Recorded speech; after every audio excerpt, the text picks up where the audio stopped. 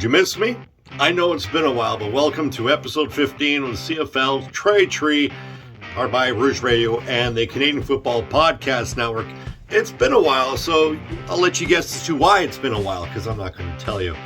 First, before we get to this week's video, make sure to like and subscribe if you want more of this content, because we're going to be putting out a lot more content in the next couple of months.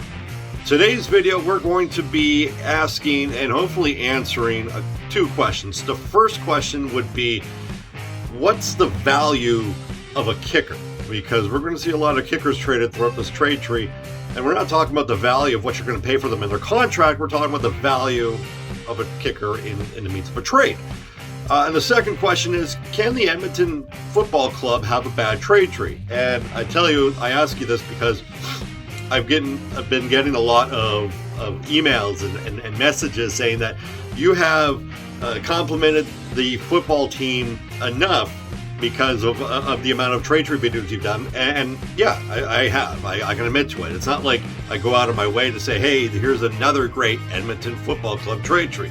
They just had a great trade tree involving Matt Dunnigan, the Nealon Green trade tree back in 2002, where they've used their assets and it's proper asset management.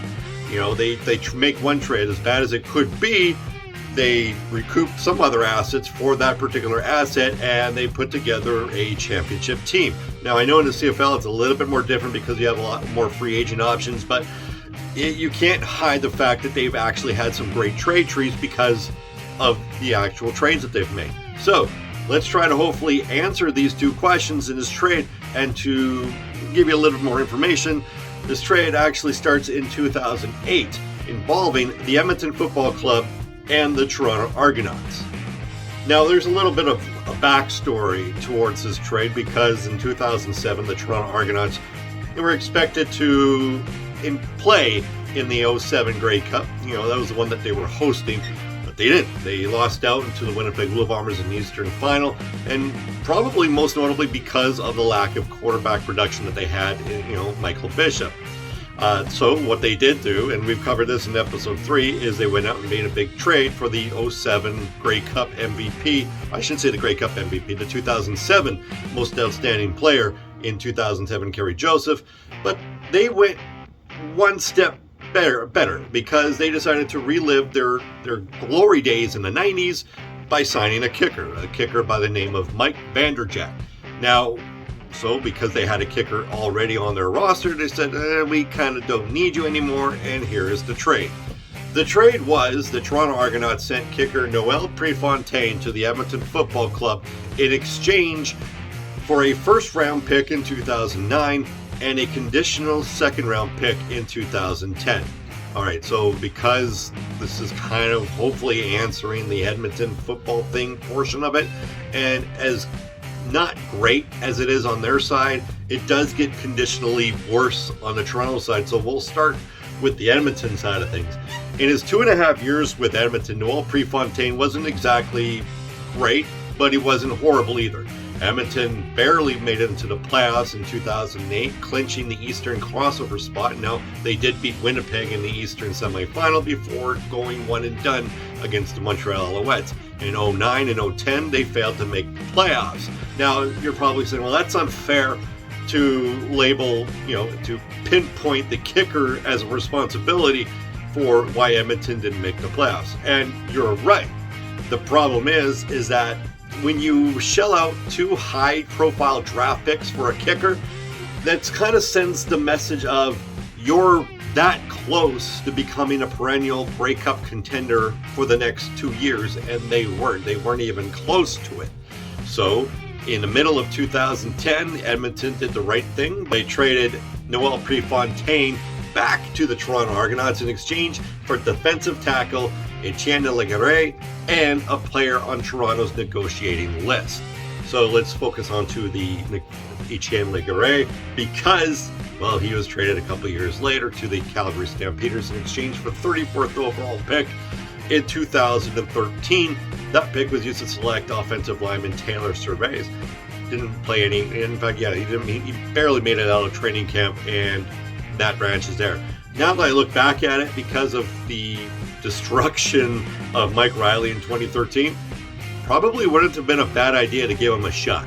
But I don't know, he didn't play anywhere else outside of that, so maybe Edmonton knew what they were doing. The player on the negotiating list, oh yeah, that was a good player. That was Damaso Munoz, linebacker in Edmonton. Yeah, for a couple of years, he was a destructive force in Edmonton. In 3 years, he amassed 6 sacks, 1 interception, and he averaged about 70 to 75 tackles per season. That's really not bad. That's really good for a linebacker that you just plucked out in exchange for a kicker. Now, he did get an NFL tryout going into 2014 and made his way back up north, willing to sign with the Ottawa Redblacks. So because Cervais didn't play and Damaso Munoz didn't leave Edmonton via trade, the Edmonton side of this is done. So let's go to see what Toronto did with this trade. The 2009 first round pick, Toronto didn't use it.